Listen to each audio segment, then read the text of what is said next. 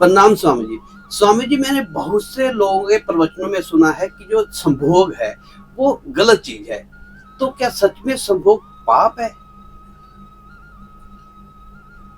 बेटा, जब बात आती है ना पाप की, पुण्य की, तो बड़ी दूर तक की बातें ये हो जाती हैं।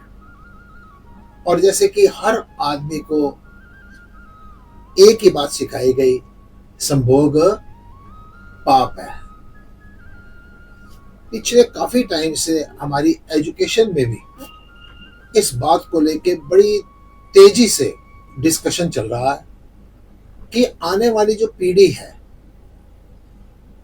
उनका एक सब्जेक्ट बनाया जाए जो कि यौन विकारों को लेकर, या दूसरी भाषा में कहूँ सेक्स को लेकर हो, कि सेक्स के प्रति, संभोग के प्रति, यौन बातों के प्रति हम लोग इतने संकोच में हैं, हम इतनी शर्म महसूस करते हैं। एक दूसरे से ये इतनी सी बात करने में भी लोग शर्म महसूस करते हैं, और ये हमारे बहुत बड़ा दुख का कारण है।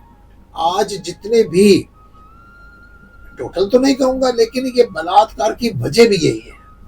बच्चियों के साथ रोजाना जो यौन शोषण हो रहा है उसके पीछे भी यही कारण है।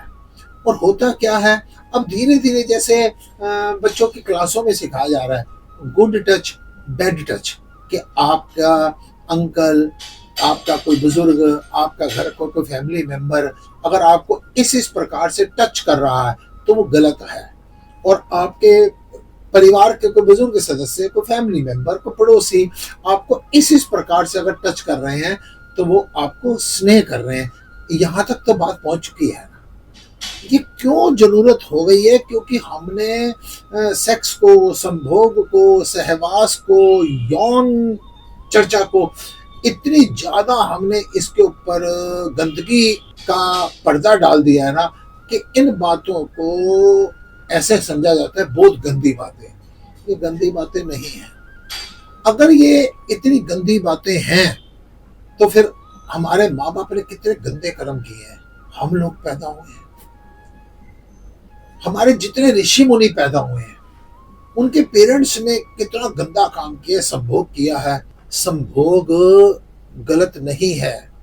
एक तरफ से कहा जाता है कि विवाह का सबसे पहला रीजन, सबसे पहला कारण क्या है, तो कहा जाता है सृष्टि का विस्तार। ये पुण्य कार्य है, ये पुण्य कार्य है कि सृष्टि का विस्तार करना है। और आप कह रहे हैं कि संभोग पाप है। अगर संभोग पाप है तो सृष्टि को बढ़ाना, सृष्टि का विस्तार करना, वो पुण्य कैसे हो सकता है? हमारे सनातन संस्कृति में आता है कि जिस समय दूल्हा जाता है उसको घोड़ी के ऊपर बिठाया जाता है। उसके पीछे एक लॉजिक है कि घोड़ी जो होती है उसको सबसे ज्यादा कामी माना जाता है।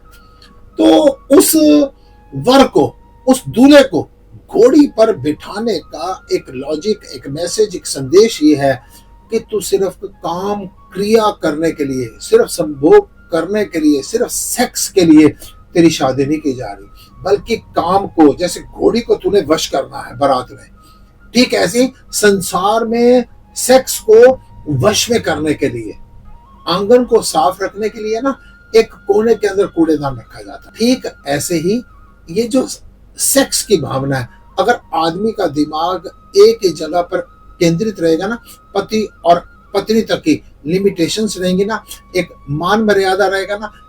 ऋषि वात्स्यायन हुए, उन्होंने काम सूत्र नामक एक पुस्तक लिखी। ऋषि लोग, जो सन्यासी लोग, जो ब्रह्मचारी लोग, वो काम के ऊपर चर्चा कर रहे हैं, शास्त्र लिख रहे हैं, वो एक एक चीज बता रहे हैं कि काम को किस प्रकार से भोगना चाहिए, किस समय करना चाहिए, किस समय नहीं करना चाहिए। तो क्या वो गंदी बातें लिख रहे हैं? इसमें किसी प्रकार की गंदगी नहीं है। गंदगी हमारे विचारों में है। जब यही काम वासना पाशविकता बन जाती है तो याद रखना वो जो काम है वो एक कलंक बन जाता है। संभोग कभी भी बुरी चीज नहीं है। संभोग से सृष्टि का विस्तार होता है। एक आदमी ने मेरे से क्वेश्चन किया, महाराज जी घर की शांति के लिए मेरे को क्या चीज छोड़नी चाहिए? मैंने कहा कुछ भी छोड़ना नहीं चाहिए, लेकिन कोई चीज भी ध्यान रखो अति पर नहीं जानी चाहिए। ये संभोग भी अगर मान लो अति पर चला जाता है, अगर वासना हमारे मन बुद्धि चित्त अहंकार के ऊपर बिल्कुल नियंत्रण कर लेती है, काबू कर लेती है, तो ये संभोग भी बुरी चीज है। संभोग सृष्टि के विस्तार के लिए कीजिए। संभोग जैसे मैंने कहा, घर के आंगन में कोने पर एक कूड़ेदान पड़ा होता है ना, ठीक ऐसे ही एक लिमिटेशन होनी चाहिए। भगवान श्री रामचंद्र परम ब्रह्मचारी, एक पत्नी व्रत था उनके पास। अगर आप अपना संभोग का विषय एक लिमिटेशन तक रखते हैं, अपनी पति और पत्नी दोनों से एक दूसरे के साथ संतुष्ट रहते हैं, तो ये भोग भी योग बन सकता है। एक बड़ा अच्छा भजन है, ये भोग भी एक तपस्या है, तुम त्याग के मारे क्या जानो, संसार से भागे फिरते हो, भगवान को तुम क्या पाओगे। कभी भी किसी चीज से भागने से आदमी सन्यासी नहीं होता, जागने से सन्यासी होता है। संभोग कोई पाप नहीं है। संभोग में लिमिटेशंस होनी चाहिए, संभोग में मर्यादा होनी चाहिए, आपके विचार सात्विक होने चाहिए। मैंने पहले भी कई बार कहा, कुछ बच्चियां जिस समय पर हमारे परिकर की प्रेग्नेंट होती है ना, मैं कहता हूँ कोई शास्त्र पढ़ो, कोई वेद पढ़ो, कोई पुराण पढ़ो, सत्संग सुनो। ठीक ऐसे ही कहता हूँ, सभी नव युवक नव युवतियों से जो वर वधु के रूप में एक दूसरे के साथ शारीरिक संबंध बना रहे हैं संतान उत्पत्ति के लिए, सृष्टि के विस्तार के लिए, उनसे कहूंगा भोग के समय भी ना परमात्मा को याद रखो। वो संभोग भी आपके ना एक तपस्या बन जाएगी, आपके घर संत पैदा होगा।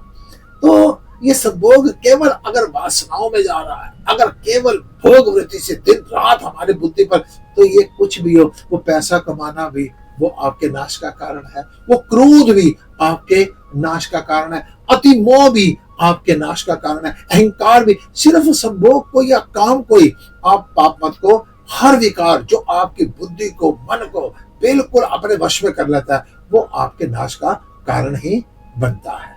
मैं इस पर और ज्यादा चर्चा ना करते हुए इतना ही कहूंगा, संभोग पाप नहीं है। इनके ऊपर पर्दे डालना गलतफहमी का शिकार कर देता है। इन पर चर्चा करनी चाहिए।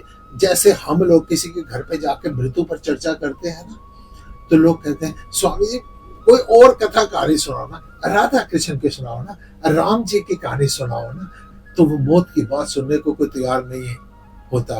क्यों? भाग रहे हैं। ठीक ऐसे ही ये जो संभोग है, काम वासना है, भोग है, यौन की बातें, इनको कोई बात भी इसको चर्चा में लेना नहीं चाहता। मैं आपसे कहूंगा इस बात पर बच्चों के साथ खुल के चर्चा करो। माँ का कर्तव्य बनता है पास बिठाकर सहेली की तरह बातें करें। पिता का कर्तव्य बनता है अपने पुत्र के साथ बैठकर यौन चर्चाएं करके उसको प्रबुद्ध करे, जागृत करे। भागने की जरूरत नहीं है, जागने की जरूरत है। फिर भोग भी योग की तरफ आपको लेकर जाएगा। ओम